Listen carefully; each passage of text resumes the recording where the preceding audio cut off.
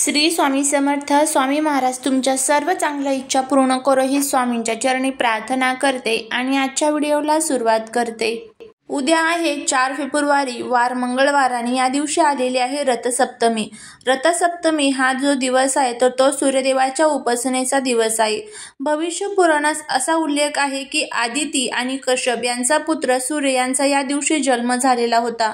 म्हणजेच या दिवशी आपण सूर्य जयंती असे देखील याला म्हणत असतो. या दिवशी सर्वात प्रथम पृथ्वीवरती सूर्याची किरणे जी आहेत तर ती पडली होती. म्हणून या दिवशी भक्त सकाळी सूर्योदयापासून स्नान करून दान करून भगवान सूर्यदेवांची पूजा प्रार्थना अर्चना करत असतात. सूर्यदेवाला जल अर्पण करत असतात. या दिवशी सूर्यदेवाला जल अर्पण करून पूजा केल्याने आरोग्य आणि नोकरी व्यवसायामध्ये प्रगती होते. रथसप्तमी हा दिवस माघ महिन्याच्या शुक्ल पक्षातील सप्तमी तिथीला साजरा केला जातो. या दिवशी सूर्यदेवाची पूजा करणे अत्यंत प्रभावी असे मानले जाते. या रथसप्तमीला अचला सप्तमी, आरोग्य सप्तमी, त्याचबरोबर अर्क सप्तमी, माघी सप्तमी अशा वेगवेगळ्या नावाने ओळखले जाते. सूर्यदेवाला आदित्य असं देखील म्हटलं जातं. सूर्यदेवाला प्रकाश, ऊर्जा आणि शक्तीचे प्रतीक मानले जाते.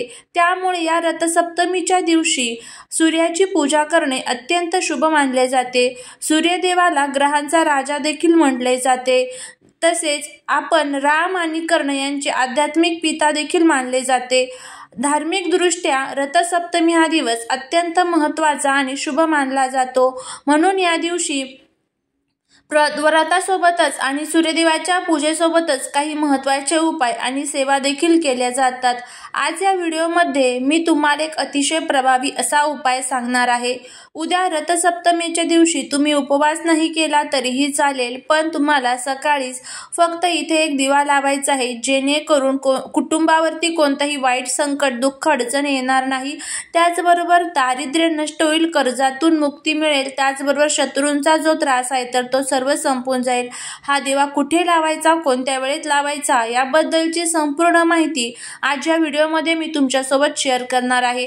त्यामुळे व्हिडिओ स्किप न करता शेवटपर्यंत पाहत राहा. चॅनलवरती नवीन असाल तर सबस्क्राईब करा आणि कमेंटमध्ये जय माता लक्ष्मी लिहायला अजिबात विसरू नका, जेणेकरून माता लक्ष्मीची तुमच्यावर भरभरून कृपा होईल.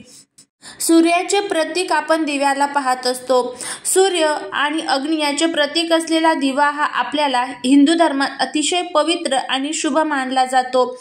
त्याचबरोबर धार्मिक पूजा प्रार्थना काही पूजा असेल तर त्यावेळेस आपण सर्वात प्रथम दिवा लावत असतो आणि त्या दिव्याचे पूजन केले जाते. आणि रथसप्तमीच्या दिवशी दिव्याला खूप अनन्यसाधारण महत्त्व दिलं जातं, कारण सूर्य देखील आपल्याला प्रकाश देत असतो आणि दिवा देखील आपल्याला प्रकाश देत असतो. त्यामुळेच उद्या तुम्हाला हा जो दिवा आहे तर तो लावायचा आहे. या विशिष्ट दिवशी आपण दिवा लावल्यामुळे आपल्या जीवनातील सर्व जो अंधार आहे तर तो संपून विश्वातील जी गतीची ऊर्जा आहे तर ती वाढत असते. सूर्यदेव आणि त्याचबरोबर दिव्यामधून निघणारी जी सकारात्मक ऊर्जा आहे तर त्याचा जो संबंध आहे तर तो सूर्याच्या घटकाशी आहे. आपल्या वास्तुशास्त्रामध्ये असे सांगितले जाते की दिवा लावल्यामुळे प्रकाश तर मिळतोच, पण त्यामुळे घरातील नकारात्मक ऊर्जा नष्ट होऊन सकारात्मक ऊर्जा ही निर्माण होत असते. आता हा जो दिवा आहे तर तो आपल्याला उद्या सकाळी लवकर उठायचा आहे. ब्रह्ममुहूर्तावरती उठून स्नान करायचं आहे, सूर्याला जल अर्पण करायचं आहे आणि यानंतर आपल्याला हा जो दिवा आहे तर तो लावायचा आहे. दिवा हा तुम्हाला सकाळी 9:30च्या अगोदरच लावायचा आहे. जर तुम्हाला 9:30 पर्यंत शक्य होत नसेल तर तुम्ही दुपारी 12 वाजेपर्यंत जरी हा दिवा लावला तरीही चालेल.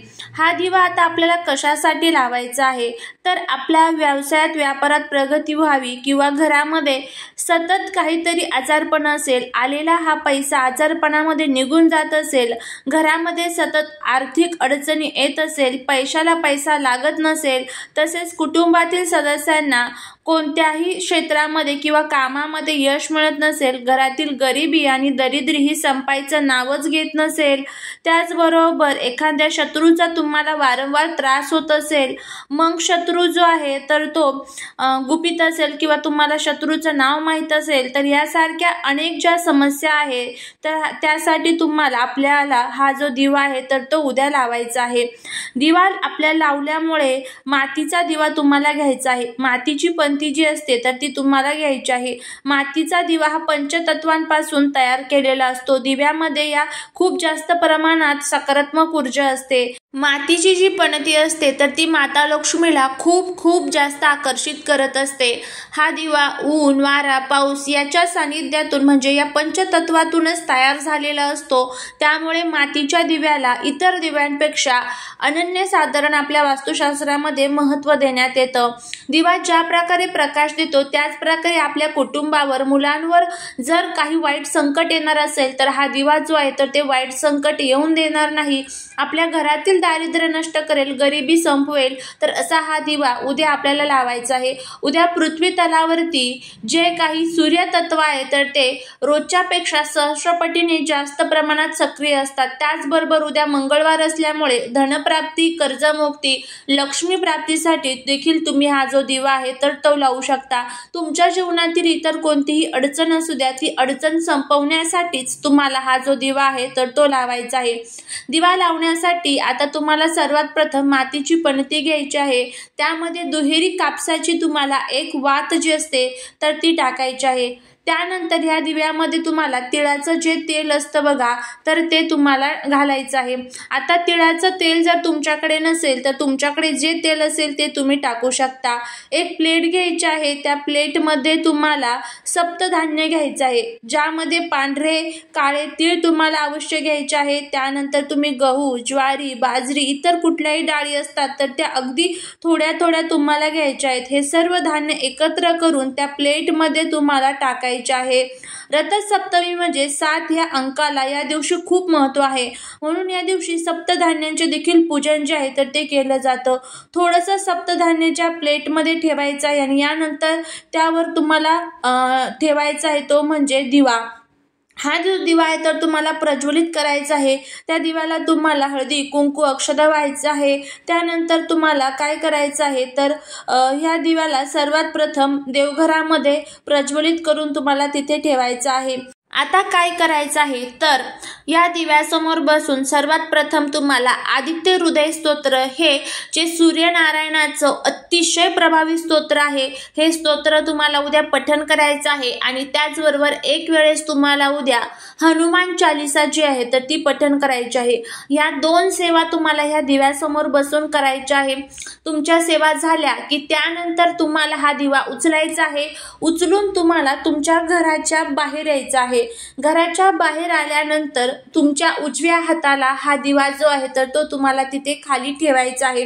त्यानंतर माता लक्ष्मीला प्रार्थना करायची आहे. तुमच्या मनातील जी काही इच्छा असेल ती इच्छा तुम्हाला तिथे व्यक्त करायची आहे की माझ्या मुलांवर, कुटुंबावर कधीच वाईट संकट आहे, दुःख, अडचणी येऊन देऊ नका. घरामध्ये येणारा पैसा स्थिर, अखंड असू द्या. घरातील दारिद्र्य नष्ट होते, गरिबी संपून जाऊ दे, अशी देवीला प्रार्थना करायची आहे. आपल्या कुलदेवीचं स्मरण करायचं आहे, कारण उद्या मंगळवार देखील आहे. त्या पद्धतीने हा उपाय तुम्हाला करायचा आहे. नंतर काय करायचं, दिवा भिजला की दिवा उचलायचा. दिव्यातलं जर वात शिल्लक असेल तर ती निर्मल्यात टाकायची. आणि हे जे सप्तधान्य आपण घेतलेलं आहे तर हे सर्व सप्तधान्य तुम्हाला पक्ष्यांना खायला घालायचं आहे. तुमच्या आजूबाजूला जिथे कुठे पक्षी येत असतील तर तिथे तुम्हाला जायचं आहे आणि हे धान्य तुम्हाला तिथे त्यांना खायला घालायचं आहे.